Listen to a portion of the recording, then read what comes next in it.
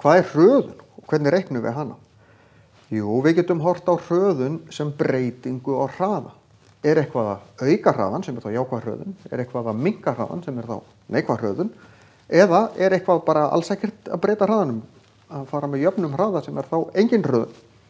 Jörðin hefur ákveðna þyngdarhröðun sem er bara hver hratt hlutir falla eða hversu hratt auka hraðan þegar þeir falla. Þyngdarhröðun jarðarinnar er 9,8 metrar á sekúndu í öðru, sem þýðir að það sem er engin loftmótstaða auka hlutir, fallandi hlutir hraðan 9,8 metrar á sekúndu. Þess vegna er þetta sekúndu í öðru. En við skulum skoða dæmi hröðun. Hérna sjáum við dæmi, hann er á 20 fer upp í 30 á 30 mínútum. Formúlan fyrir hröðun er lokahraðinn mínus upphafshraðinn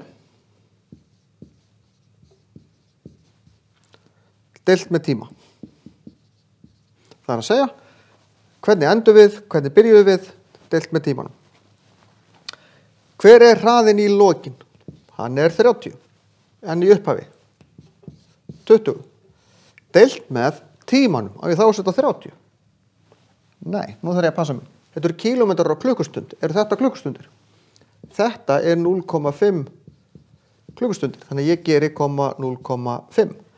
Út úr þessu fæ ég 10 yfir 5, að deila með hálfum er svo margfalda með 2. Þetta eru 20 kílómetrar á klukkustund í öðru. Það er að segja, fyrir hverja klukkustund sem líður, ef hann myndi gera þetta í klukkutíma, auka hraðan svona, þá myndi hann auka hraðan 20 kílómetra á klukkustund. Þannig að svona reiknum við hröðun.